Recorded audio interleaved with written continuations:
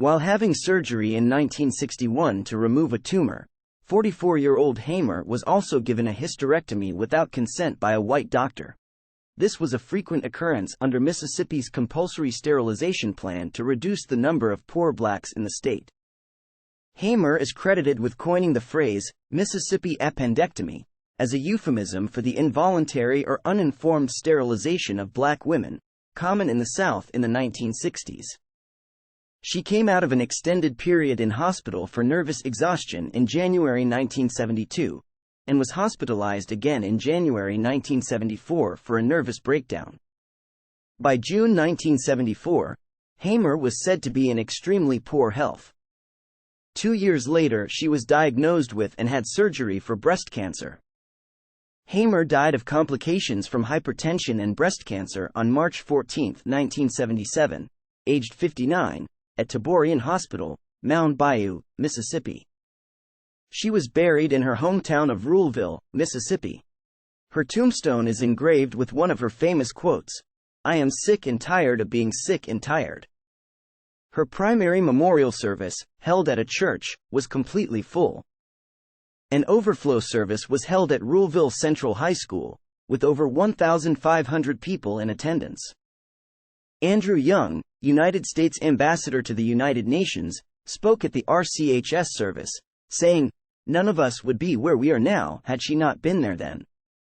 Hamer received many awards both in her lifetime and posthumously. She received a Doctor of Law from Shaw University, and honorary degrees from Columbia College Chicago in 1970 and Howard University in 1972. She was inducted into the National Women's Hall of Fame in 1993.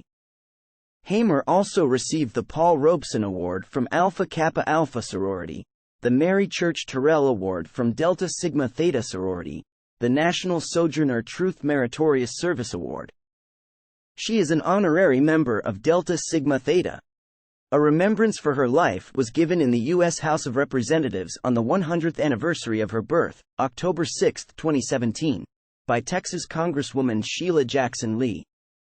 In 1970, Ruleville Central High School held a Fannie Lou Hamer Day. 6 years later, the city of Ruleville itself celebrated a Fannie Lou Hamer Day. In 1977, Gil Scott-Heron and Brian Jackson wrote 95 South, All of the Places We've Been, in Hamer's honor.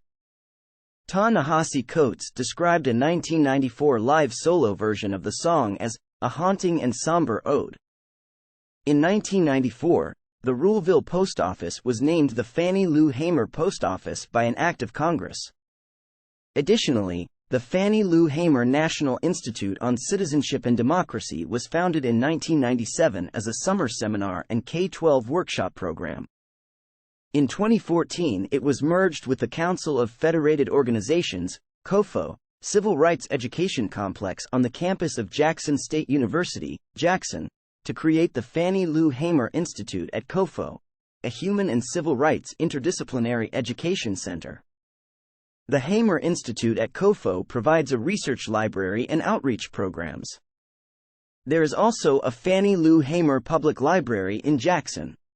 A 2012 collection of suites by trumpeter and composer Wadada Leo Smith, who grew up in segregated Mississippi, 10 Freedom Summers includes Fannie Lou Hamer and the Mississippi Freedom Democratic Party, 1,964 inches as one of its 19 suites.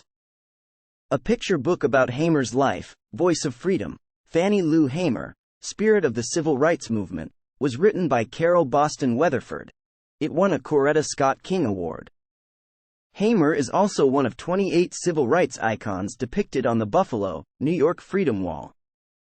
And a quote from Hamer's speech at the 1964 Democratic National Convention is carved on one of the 11 granite columns at the Civil Rights Garden in Atlantic City, where the convention was held.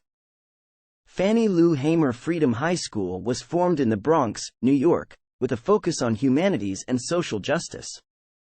In 2017, the Fannie Lou Hamer Black Resource Center opened at the University of California at Berkeley.